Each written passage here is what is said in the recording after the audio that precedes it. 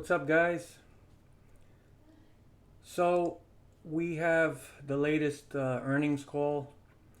I read through the whole thing. I am not going to go word for word through it. I'm going to give you the most simple breakdown of what happened. Basically, it's more of the same. So, nobody should be surprised about that. Dmitry Kosko is the car salesman. He's just going to sell you on the product to try to get you to part with your money. So, he's just a used car salesman here. Um, and then you get the real numbers from the CFO, which is Jonathan New or John New, whatever his name is. I'll get into that in a second. So that's basically what's happening. Motorsport Games is still on life support. Nobody's surprised about that. But these guys are not going to pull the plug. They're going to ride this out to the bitter end, and it is going to be a very bitter end. As far as NASCAR goes, there's not much they can do. They signed these ridiculous long-term licensing deals, and apparently, I always assumed there was always some kind of escape clause or some way they can pull out. If there was, I think they would have done it by now. Maybe it's because there's no interest in anybody making NASCAR games. Like, these are the only guys who are willing to do it, and maybe that's the reason why they're just like sitting around waiting and hoping for the best. So I don't know which one of those things it is, but I'm sure it is one of those things. It's not like there are game developers beating down NASCAR's door at begging to get a license deal to make a game. There's nobody out there who wants to do it. They don't see a profit in it. So I think that's a big part of what's going on. This is why NASCAR is just like, this is all we got is these guys. I've told you guys already, even if a new developer came right now, it's going to be at minimum 4 years before you see a new game. That's why I told you guys, we're not going to see a new NASCAR game for a long time. Except if Motorsport Games somehow manages to hang on and actually release the game they're talking about releasing in 2023,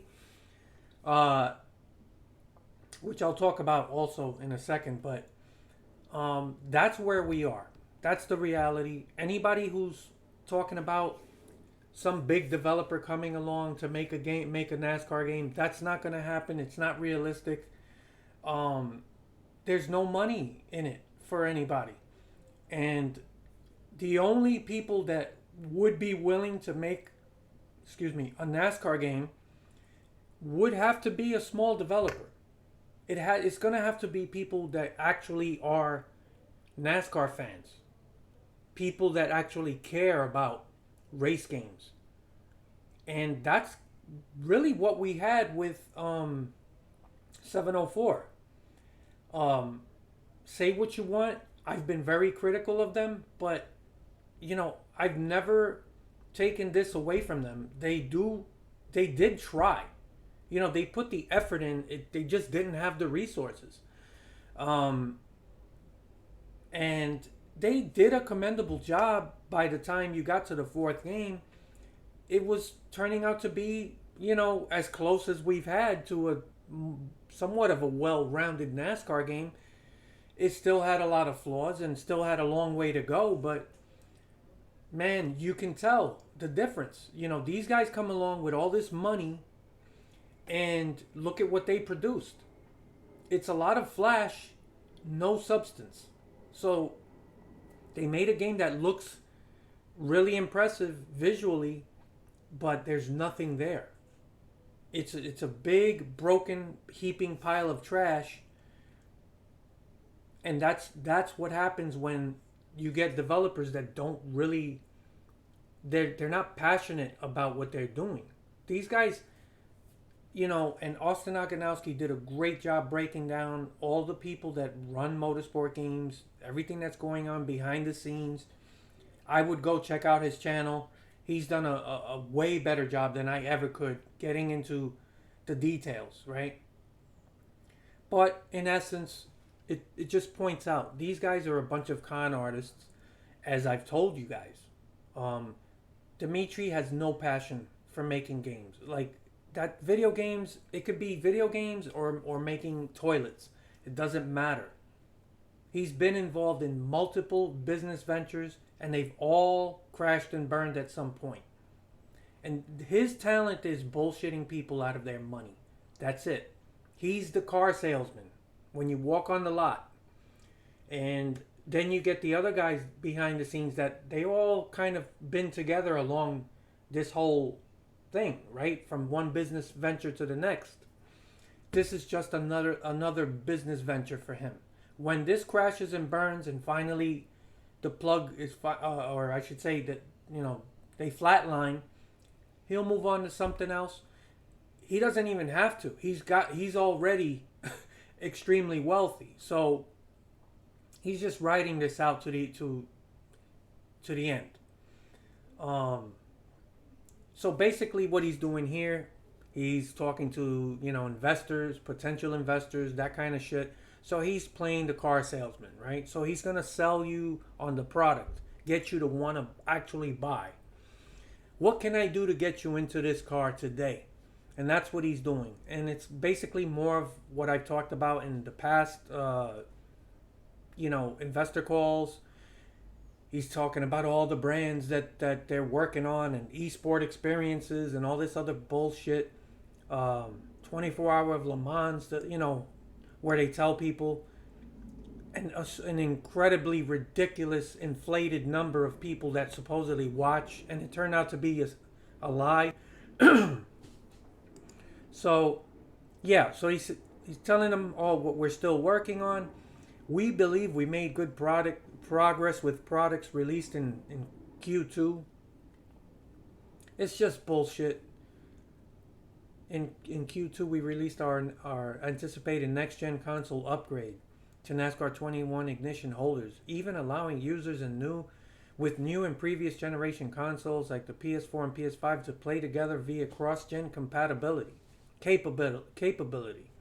So, big deal. So now instead of, you know, 10 people in the lobby, you might have 15 or 20.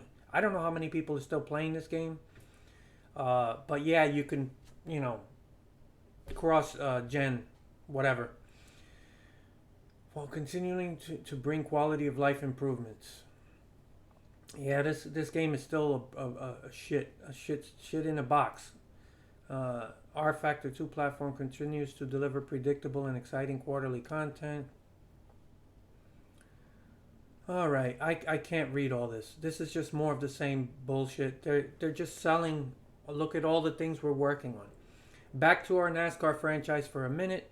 We have a pretty packed content and game release schedule for upcoming months. We are bringing 2022 season. Okay, so the 2022 season update that's coming out later this year. That's what they're talking about. I would not expect more than the next gen car, paint schemes, and a roster update. There's nothing mentioned about the schedule or like adding tracks because, you know, NASCAR's been changing a lot in recent years, and every year they seem to add a track, remove a track. And to me, just guessing, I would think the hardest thing for these guys to do at this point would be to add brand new tracks to the game. You know, paint schemes are easy. Adding a next gen car, that's just a car model. And maybe tweak the physics a little bit just to make it feel different, you know, and have the thing like where it's 5 gears instead of 4. Not a lot really there. So yeah, I wouldn't expect more than that. That's all you're gonna get this year. Launching a brand new NASCAR 22 game for a Nintendo Switch. I don't know anything about the Nintendo Switch. I don't use Nintendo Switch. I haven't even cared to look into it, to be honest with you guys. Would not expect much on that front either. Our product roadmap remains largely on schedule. The only potential change at this point is the timing of our next CarCraft release. It was originally planned for 2022. However, this will likely move into 2023. Of course, they don't have money. They're hemorrhaging money still. Um, yeah. So this is they're just hanging on for dear life, hoping they can just grab a couple more suckers and get them into these cars that they didn't really want. And that's what he's doing. He's just bullshitting his way through everything. We continue to recruit and hire development talent across our worldwide studios.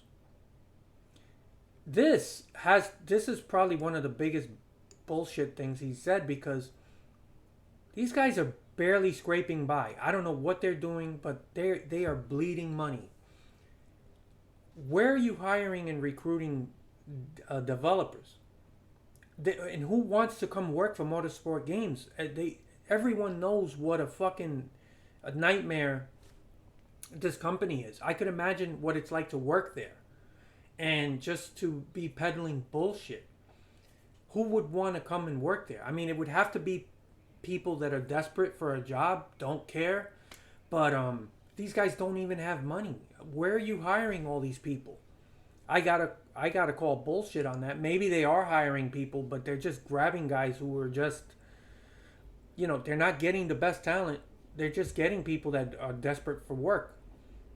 So now comes the chief financial officer, right? This is the numbers guy, the actual financing guy. So Dimitri is the salesman, the car salesman. Now he gets you into the office. So now we're going to crunch the numbers and get you into this car and get you to sign on the dotted line.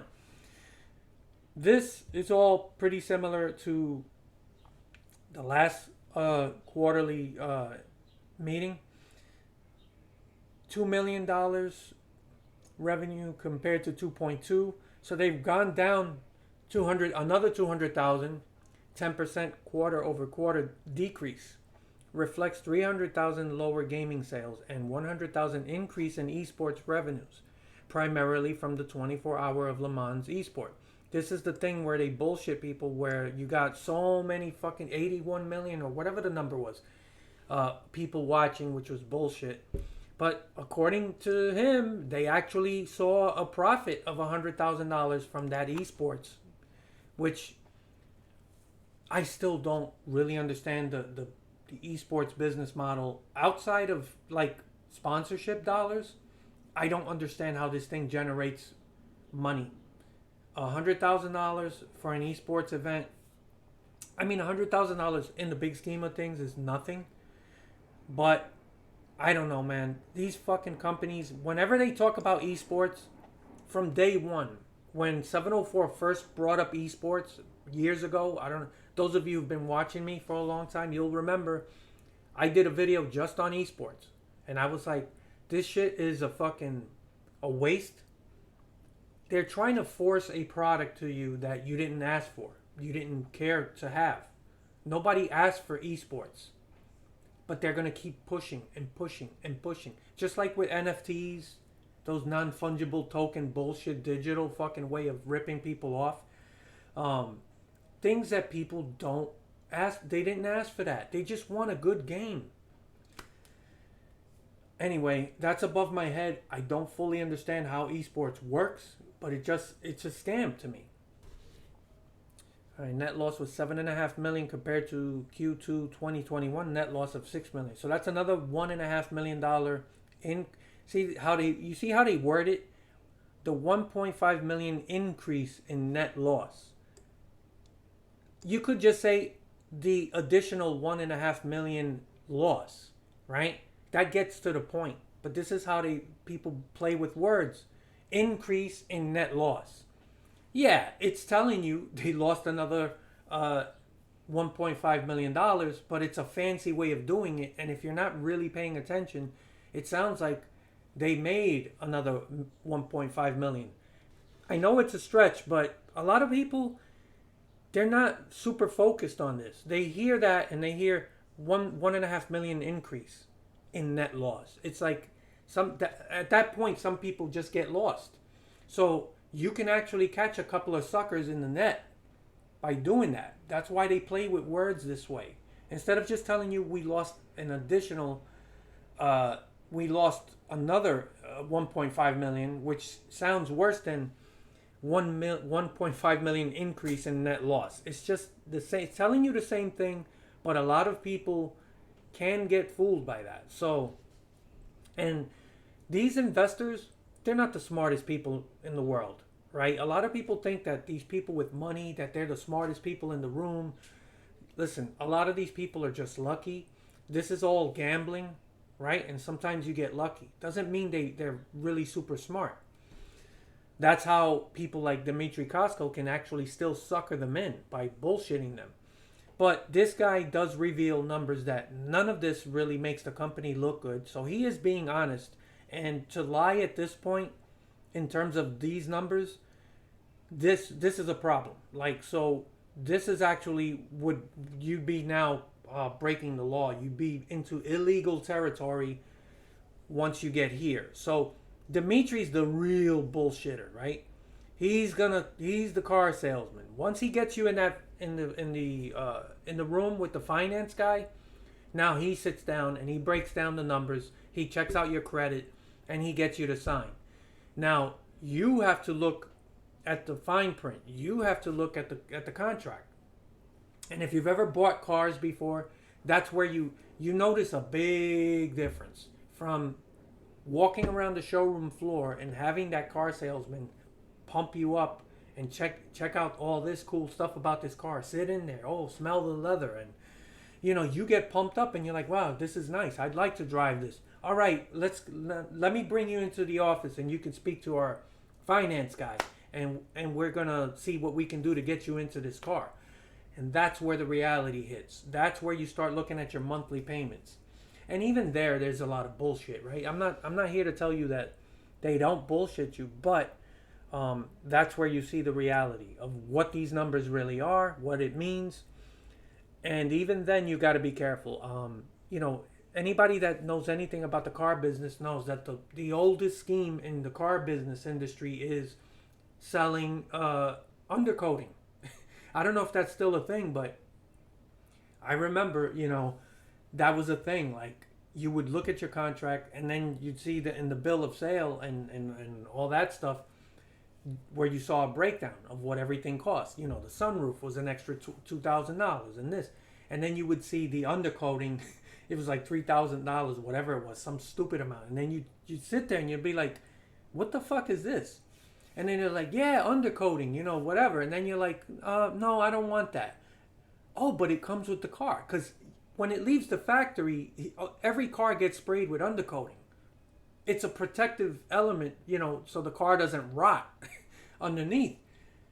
There is no such thing as a car leaving the factory without undercoating. So when they do that to you, that's how they screw you. If you're not paying attention, that's an old scheme, right? So old timers, they'll tell you all about it.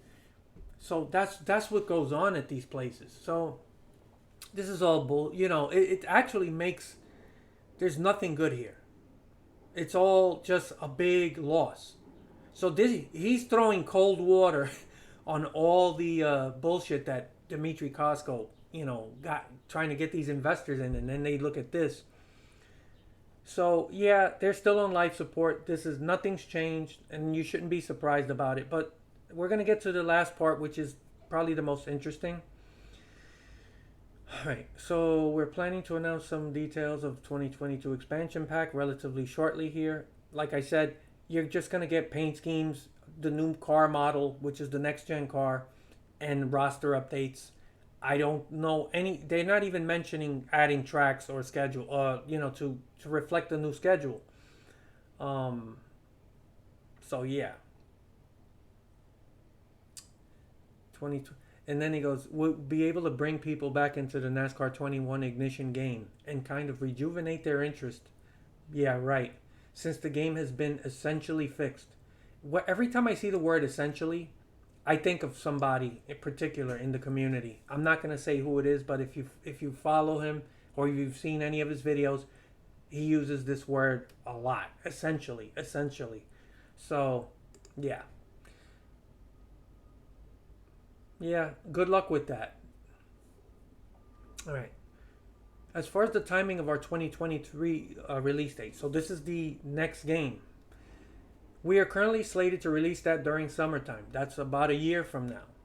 Continuing to bring our efforts to bring that title closer to the beginning of the NASCAR season. That one will be a rebuild. This is where I have to say I don't really know what a rebuild means. Now, I know they've talked about changing the game engine. They supposedly have some in-house game engine that they're working on or have been working on. Again, this is coming from Dmitry Kosko. I don't know how much of this is bullshit and how much of it isn't. It sounds like they're just going to use the Kartcraft engine or something, and I don't know how they can do this. This is above my head. Anybody who has game development experience can chime in and let me know. Explain this a little bit more to me, because I honestly don't fully know. When they talk about it's going to be a rebuild, it doesn't, it's more fancy wording, right? Because if this was a ground up brand new rebuild or build of a brand new NASCAR game, they would make that very clear. They would tell you, forget about NASCAR 21. We are starting from scratch. This is a brand new game. Now, they're not telling you that. They already mentioned the game engine swap and things like that. And here they say this one's going to be a rebuild. That can mean anything. You know, it could just be sort of not a rebuild, but you know, when you do renovation in your house and you knock down some walls and you put it, you know, that kind of sounds like what they're doing here with the game engine. So I don't know anything about this in detail. Like, this is real technical stuff. It's something we've been currently working on. It's a shared platform, our shared Motorsport Games common engine that we've been working on. So it sounds like they're dumping the real. Oh my God, I'm having a total brain spats. The Unreal engine they're using. Now, I didn't know you could do that. That you can take a game that's already existing and just tear out the engine and use something else. I don't know. That's above my head. But it just sounds like fancy wording. They want you to think like, oh, this is nothing to do with NASCAR 21. This is a whole new game, and that will get you excited again, because the last thing people want is just like, oh, we're going to just keep improving NASCAR 21 Ignition, which most people have given up on. And they're like, that thing is too broken. You've released, I forgot how many patches, and the game is still a boring, unplayable mess. And even if you like fix most of the glitches and bugs, it's not going to fix the fact that the game is just boring. The AI is horrendous. It's not fun to play. It's not deep or immersive. It's a very shallow career mode. It's just, people don't want anything to do with that. And I think that's what this is. They're trying to tell you a fancy way of like, don't worry, this is a whole new game. I don't know how much of this to believe, but in either case, they're talking about 1 year from now. So that's another thing.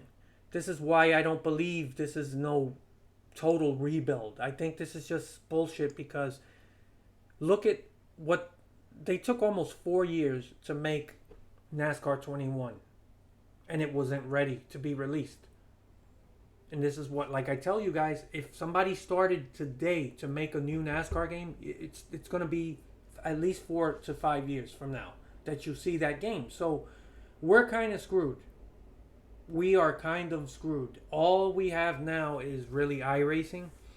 And it sucks. You know, I wish we had another developer that was already in the mix, but we don't. So the only possible NASCAR game that we're going to get is going to be from these guys, because they're not going to pull the plug. They're going to ride this out to the end. And yeah, I don't know what this is going to be, but like I said, they took 4 years, and look what they did. Look what they gave us with NASCAR 21. Now they're talking about a rebuild with some engine, that common engine we've been working on diligently here. That, I don't believe anything these guys say. I don't know what this means. But and then you're gonna do what? Rebuild the NASCAR game in a year and a half? Because really, when they first announced this, was about 5, 6 months ago. Not even. So if they're on track to release this in 1 year, that's a fucking rush job if I ever heard. That's why this is not a ground up, completely new game. I don't know how much they can actually do with just removing a game engine and just replacing it with something else, and how does that work? It sounds complicated. It's above my head. And like I said, if there's anybody out there that knows anything about actual game development, maybe you can explain it. I don't want to give people bad information. All I can tell you is, just from experience and what I've seen, this just sounds like a lot of bullshit.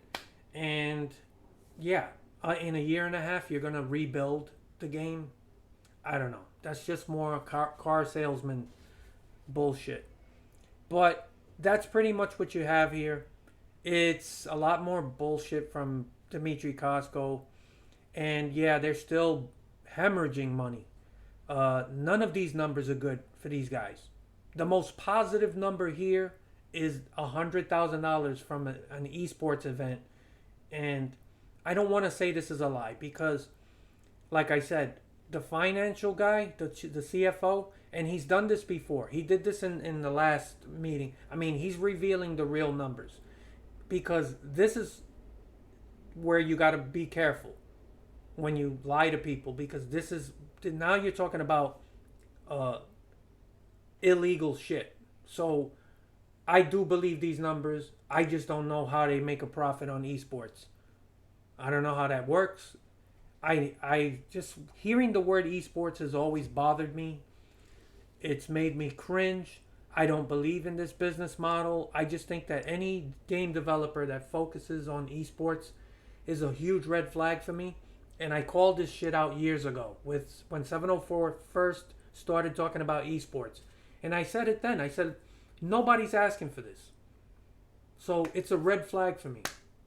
Anyhow, I hope you guys got something out of this. It's pretty much a repeat of the last, quarterly earnings call. You guys can go listen to it. It's just, yeah, it's more of the same. And I'll be shocked if they really do end up releasing that next game in a year.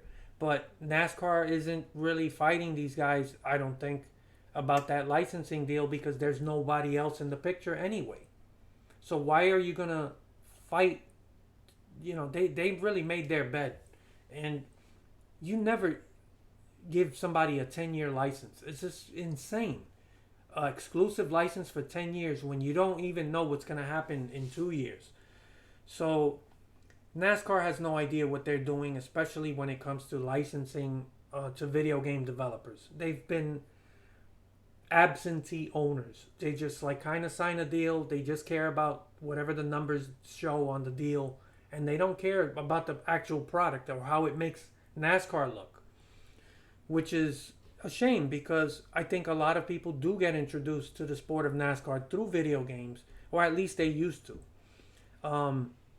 NASCAR, I think, is on the upswing, in spite of some of the issues that NASCAR still has. This is, to me, the best year I can remember from a NASCAR sport, from the sport.